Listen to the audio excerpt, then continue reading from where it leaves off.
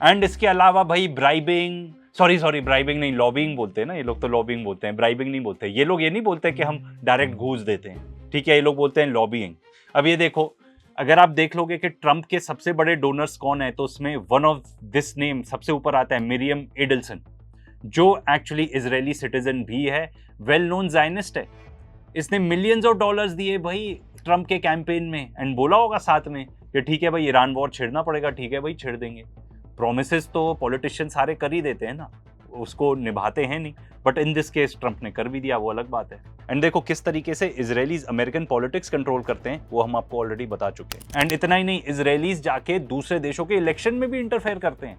France ने accused किया है कि भाई स्कॉटिश इलेक्शंस में इन्होंने जाके, एंड फ्रेंच इलेक्शंस में जाके, एंड न्यूयॉर्क के इलेक्शंस में जाके इंटरफेरेंस करी है। एंड ये कैसे करते हैं, इनकी प्राइवेट कंपनीज होती हैं जो जाके ये सब काम करती हैं। सिमिलरली एक और इजरायली इंटेलिजेंस फर्म ने टारगेट किए थे एनजीओज, एंड जाके इंटरफेयर किया था हंगरी के इलेक्शन में। जब इस सब से भी बात नहीं बनती तो आखिरी वेपन आ जाता है, ब्लैकमेल या फिर मर्डर। अब एप्स्टीन फाइल्स देखो, ये क्या है, अल्टीमेट एप्स्टीन फाइल्स जो है ना, ये अल्टीमेट ब्लैकमेल ऑपरेशन है भाई, अल्टीमेट। अब आप देखो यहाँ पे जब ईरान वॉर चालू हुआ, ठीक है, सबको पता लग गया कि अमेरिका की हालत बहुत पतली है।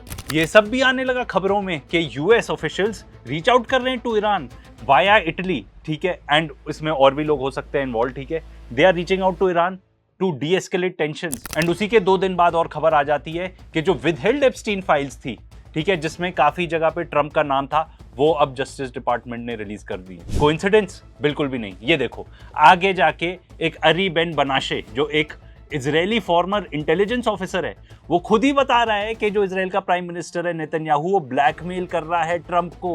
यूएस ईरान की डील को सैबोटाज करने के लिए एकदम ऑन कैमरा धमकी दी जा रही है। In my opinion, if there's a real deal between the Americans and the Iranians, and it's going towards that, Netanyahu will try to sabotage it. One of the ways he'd sabotage it is by putting out Epstein material against U.S. government officials, including Trump. जो international criminal court के जो chief prosecutor है करीम खान, उनके साथ क्या हुआ?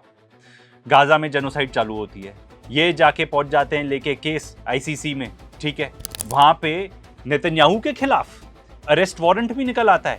फिर उसके बाद पता नहीं कहां से बेचारे आदमियों का तो हमेशा ही ऐसा हो जाता है, रसल ब्रांड के साथ भी हुआ था, एलिगेशन आ जाते हैं सेक्सुअल मिसकॉन्डक्ट के, कि भाई इस बंदे ने, करीम खान ने सेक्सुअल मिसकंडक्ट किया है एक फीमेल स्टाफ मेंबर के साथ। कोइंसिडेंस और नॉट अ कोइंसिडेंस। आगे ये देखो, मिडिल ईस्ट आई रिपोर्ट कर रहा है कि एक इजराइल का लॉयर, ठीक है, ब्रिटिश इजरायली डिफेंस लॉयर, जिसका नाम है निकोलस काउफमान, ये बंदा जाके करीम खान को धमकी देता है कि भाई तुमने जो लगाया हुआ है ना ये पर्टिकुलर केस, ये जो तुम परस्यू कर रहे हो नेतन्याहू को, और जो उनका दूसरा एक्स डिफेंस मिनिस्टर है यूएफ गलांत को, इनके ऊपर जो केसेस हैं उसको विड्रॉ कर लो, नहीं तो ऐसे कॉन्सिक्वेंसेज आएंगे तुम झेल भी नहीं पाओगे।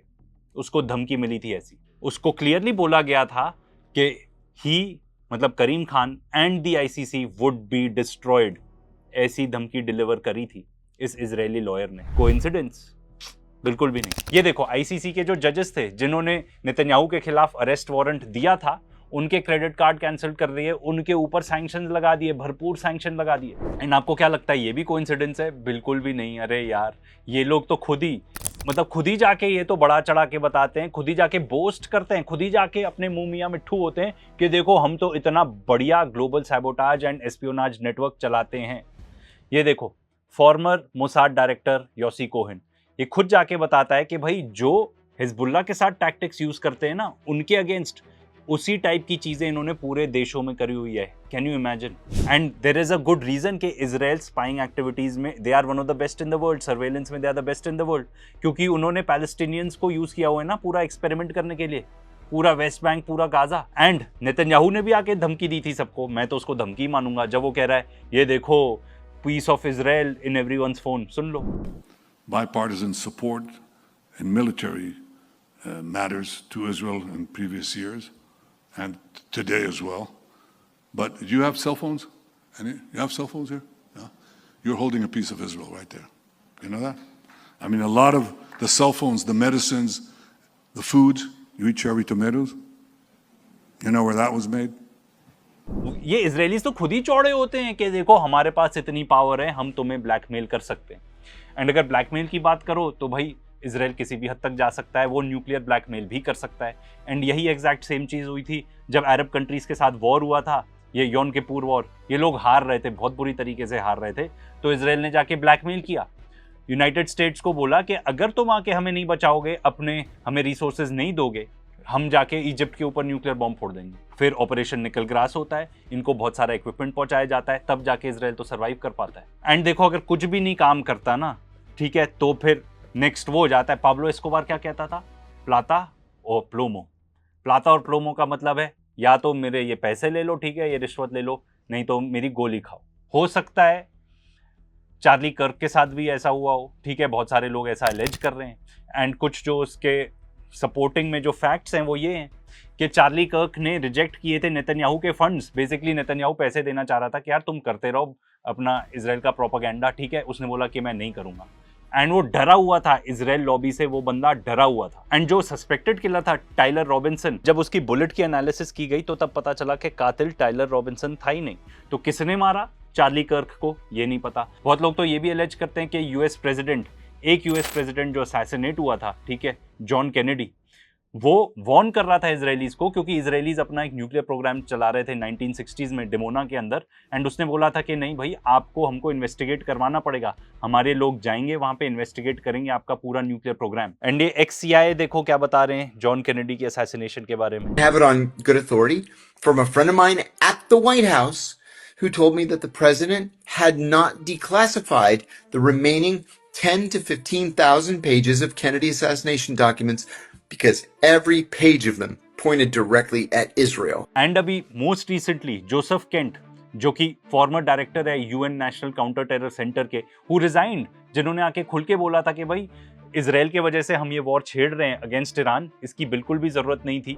सुन लो वो खुद क्या कह रहे हैं, वो खुद ही बता रहे हैं कि ट्रंप की लाइफ और उसकी फैमिली की life, they are in danger. And साथ में ये भी बता रहे हैं कि फॉरेन पावर्स इन्वॉल्व हो सकती हैं इसमें। And this is where people get mad at me and I say, hey, like, we do have to look at all the different assassination attempts against President Trump. We do have to look at the breaches in his security that continue up until just recently. It's very, very feasible that President Trump does feel that he and his family, which is large, is under some degree of duress, because if he can't keep the most powerful man in the world safe, can you keep his family safe?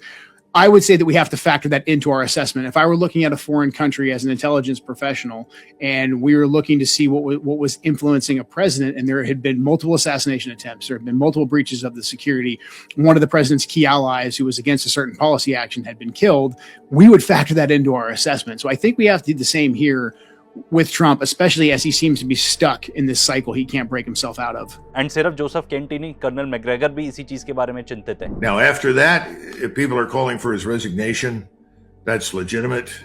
That's obviously a decision he has to make. But right now, I don't support that. Right now, my greatest fear is not the resignation at this point, it's the assassination. I have no special intelligence, no special information of any kind to support that concern. It's just the way I feel about it. देखो Israel की गुंडागर्दी अब तो चल गई, आगे भी वो गुंडागर्दी करता रहेगा, पर क्या ये चलेगा, आगे तक चलेगा? क्या हम देख रहे हैं कि यूनाइटेड स्टेट्स और इसराइल के रिलेशनशिप में एक रिवर्सल आ रहा है? यही सेम चीज हम डिस्कस करेंगे नेक्स्ट वीडियो में, तो सब्सक्राइब कर लेना।